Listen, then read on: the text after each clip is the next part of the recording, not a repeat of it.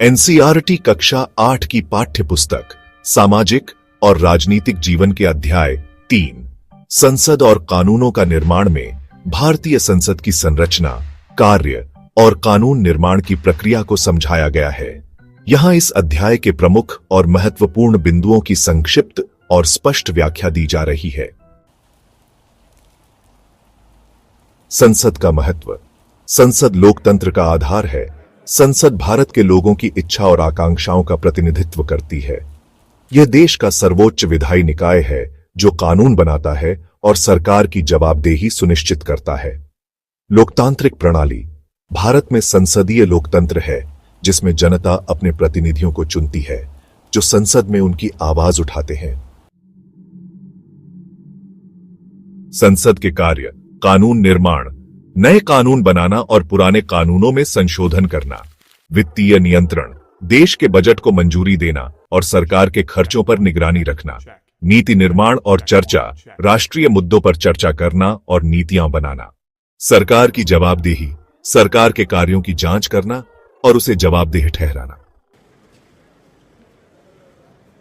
भारतीय संसद की संरचना। भारतीय संसद में 3 मुख्य भाग हैं। राष्ट्रपति संसद का हिस्सा होते हैं, लेकिन वह संसद की बैठकों में हिस्सा नहीं लेते। वे विधेयकों को मंजूरी देते हैं या वीटो, अस्वीकृति का उपयोग कर सकते हैं। लोकसभा यह संसद का निचला सदन है जिसके सदस्यों को जनता सीधे चुनती है। अधिकतम 542 सदस्य हो सकते हैं। वर्तमान में 543 निर्वाचित सदस्य। कार्यकाल 5 वर्ष। अध्यक्ष, लोकसभा अध्यक्ष, स्पीकर। राज्यसभा यह संसद का उच्च सदन है जिसके सदस्यों का चुनाव अप्रत्यक्ष रूप से होता है राज्यों और केंद्र शासित प्रदेशों के प्रतिनिधियों द्वारा। अधिकतम 250 सदस्य होते हैं। वर्तमान में 245 सदस्य हैं जिसमें 12 नामांकित सदस्य शामिल हैं। कार्यकाल यह एक स्थायी सदन है। हर 2 साल में 1/3 सदस्य सेवानिवृत्त होते हैं। अध्यक्ष, उपराष्ट्रपति। विधेयक का प्रस्ताव। कोई भी विधेयक यानी कानून का मसौदा लोकसभा या राज्यसभा में पेश किया जा सकता है। विधेयक सरकारी, मंत्री द्वारा या गैर सरकारी सांसद द्वारा हो सकता है। प्रथम वाचन। विधेयक को सदन में प्रस्तुत किया जाता है और उसका शीर्षक पढ़ा जाता है। द्वितीय वाचन। विधेयक पर विस्तृत चर्चा होती है। इसे समिति को भेजा जा सकता है जो इसकी जांच करती है। तृतीय वाचन में विधेयक पर अंतिम चर्चा और मतदान होता है। यदि पारित हो तो इसे दूसरे सदन में भेजा जाता है। दूसरे सदन में प्रक्रिया भी कुछ ऐसी ही होती है। दूसरा सदन भी उसी प्रक्रिया, प्रथम, द्वितीय और तृतीय वाचन से गुजरता है। वह विधेयक को स्वीकार, अस्वीकार या संशोधन के लिए वापस भेज सकता है। अब राष्ट्रपति की मंजूरी की बारी आती है। दोनों सदनों द्वारा पारित विधेयक को राष्ट्रपति के पास भेजा जाता है। उनकी मंजूरी के बाद यह कानून बन जाता है। राष्ट्रपति इसे अस्वीकार यानी वीटो भी कर सकते हैं, लेकिन लोकसभा और राज्यसभा द्वारा पुनः पारित होने पर उन्हें मंजूरी देनी पड़ती है। संसद के अन्य महत्वपूर्ण कार्य भी होते हैं। प्रश्नकाल में सांसद सरकार से सवाल पूछकर उसकी जवाबदेही सुनिश्चित करते हैं। शून्यकाल में सांसद महत्वपूर्ण और तात्कालिक मुद्दों को उठा सकते हैं। बजट पर चर्चा भी संसद का एक महत्वपूर्ण कार्य है, जिसमें देश के वार्षिक बजट को मंजूरी दी जाती है और वित्तीय नीतियों पर चर्चा होती है। इसके अलावा संसद राष्ट्रीय और अंतर्राष्ट्रीय मुद्दों पर नीतियों को प्रभावित करने में भी महत्वपूर्ण भूमिका निभाती है। संसद में प्रतिनिधित्व और समावेशिता एक महत्वपूर्ण विषय है। महिलाओं का प्रतिनिधित्व बढ़ाने के लिए संसद में अक्सर चर्चा होती है, जैसे महिला आरक्षण विधेयक। इसके अलावा अनुसूचित जाति, अनुसूचित जनजाति और अन्य समुदायों के लिए आरक्षित सीटें सुनिश्चित करती हैं कि सभी वर्गों की आवाज सुनी जाए। राज्यसभा में 12 सदस्यों को उनके विशेष योगदान के लिए राष्ट्रपति द्वारा नामांकित किया जाता है। ये योगदान कला, साहित्य, विज्ञान आदि के क्षेत्र में होते हैं। संसद की चुनौतियां। सदन की कार्यवाही में रुकावट, हंगामा और व्यवधान संसद के कामकाज को प्रभावित करते हैं। कम भागीदारी, कुछ सांसद सक्रिय रूप से चर्चा में भाग नहीं लेते। जटिल कानून निर्माण प्रक्रिया, कानून बनाने में समय और संसाधनों की आवश्यकता होती है। महिलाओं और अल्पसंख्यकों का कम प्रतिनिधित्व, संसद में उनकी संख्या अभी भी सीमित है। संसद और जनता। संसद जनता की आवाज है। लोग अपने सांसदों के माध्यम से अपनी समस्याएं और मुद्दे उठा सकते हैं। जनता को संसद की कार्यवाही को समझने और उसमें भाग लेने के लिए प्रोत्साहित किया जाता है, जैसे संसद टीवी के माध्यम से कार्यवाही देखना। महत्वपूर्ण बिंदु। संसद भारत के लोकतंत्र का हृदय है, जो कानून बनाती है, नीतियों को आकार देती है और सरकार को जवाबदेह बनाती है। लोकसभा और राज्यसभा मिलकर संसद के दो सदन बनाते हैं, जिनके अलग अलग लेकिन पूरक कार्य हैं। कानून निर्माण एक जटिल लेकिन व्यवस्थित प्रक्रिया है, जो लोकतांत्रिक सिद्धांतों पर आधारित है। संसद में सभी वर्गों का प्रतिनिधित्व और जवाबदेही सुनिश्चित करना भारत के लोकतंत्र को मजबूत करता है।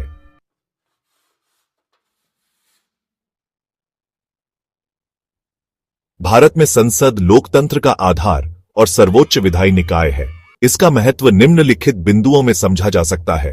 कानून निर्माण। संसद नए कानून बनाती है और पुराने कानूनों में संशोधन करती है, जो देश के शासन और विकास के लिए आवश्यक हैं। जनता का प्रतिनिधित्व। यह जनता द्वारा चुने गए प्रतिनिधियों का मंच है, जो लोगों की आवाज और समस्याओं को उठाते हैं।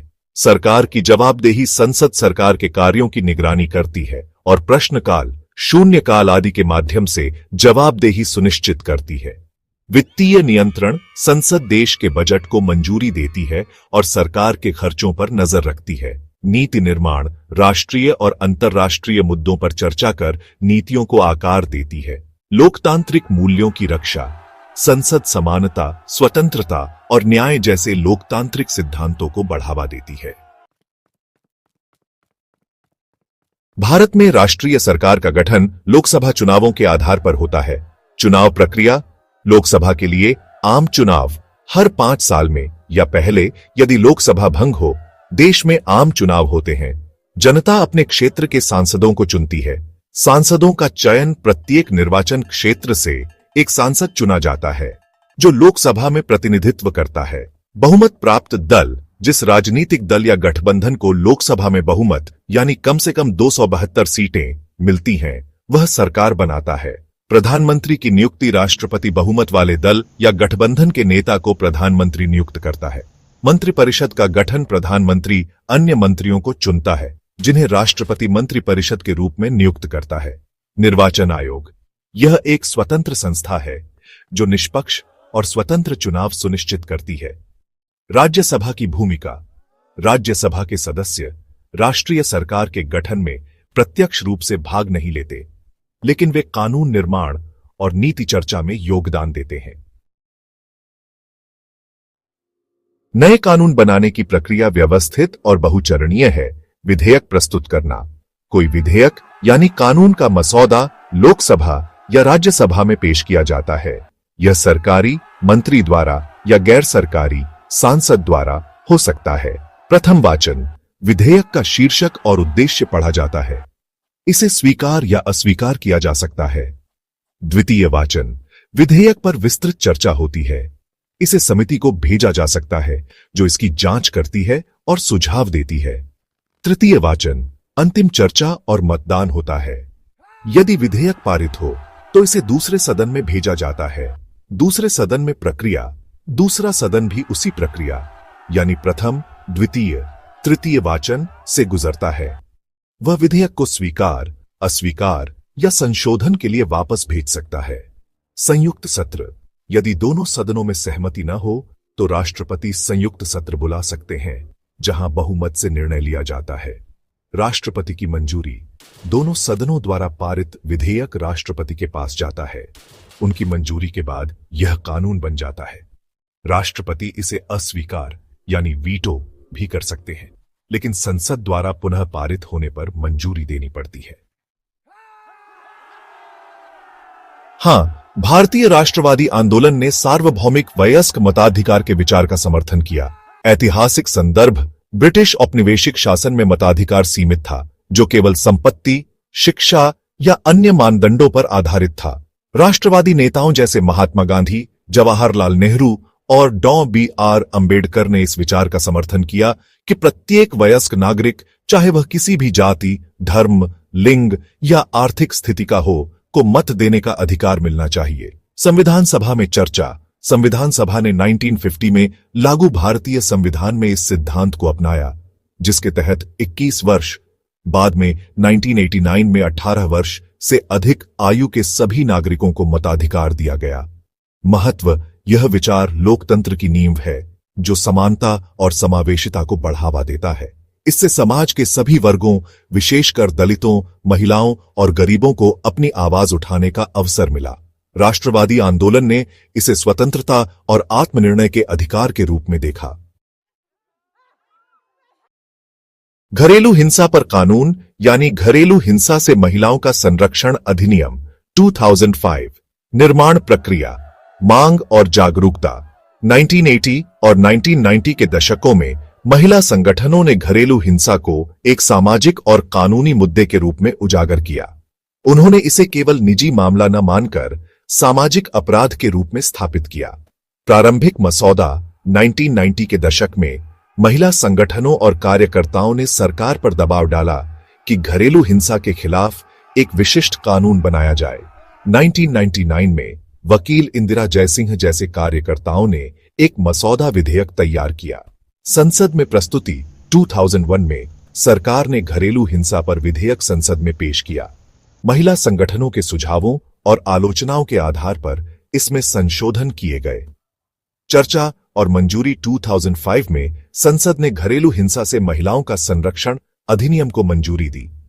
यह विधेयक दोनों सदनों, लोकसभा और राज्यसभा से पारित हुआ और राष्ट्रपति की मंजूरी के बाद 2006 में लागू हुआ। प्रमुख प्रावधान: इस कानून में शारीरिक, मानसिक, यौन और आर्थिक हिंसा को शामिल किया गया। इसमें पीड़ित महिलाओं को संरक्षण, कानूनी सहायता और आश्रय प्रदान करने के प्रावधान हैं। महिला संगठनों की भूमिका: जागरूकता फैलाना: संगठनों ने अभियानों, रैलियों और कार्यशालाओं के माध्यम से घरेलू हिंसा को सामाजिक मुद्दा बनाया। उन्होंने जनता और नीति निर्माताओं को इसकी गंभीरता से अवगत कराया। नीति निर्माण में योगदान: संगठनों ने सरकार के साथ मिलकर मसौदा तैयार करने में मदद की। उन्होंने विधेयक में महिलाओं की जरूरतों को शामिल करने के लिए सुझाव दिए। दबाव समूह के रूप में महिला संगठनों ने सरकार पर दबाव डाला कि विधेयक को जल्दी पारित किया जाए। उन्होंने संसद और मीडिया में इस मुद्दे को बार बार उठाया। कानूनी सहायता और समर्थन: संगठनों ने पीड़ित महिलाओं को कानूनी सलाह और सहायता प्रदान की, जिससे इस कानून की आवश्यकता को बल मिला। सामाजिक बदलाव: इस कानून के लागू होने के बाद संगठनों ने इसके कार्यान्वयन और जागरूकता के लिए प्रशिक्षण और सहायता केंद्र स्थापित किए। उदाहरण: संगठन जैसे national federation of Indian women, all India democratic women association और स्वतंत्र कार्यकर्ताओं ने इस प्रक्रिया में महत्वपूर्ण भूमिका निभाई।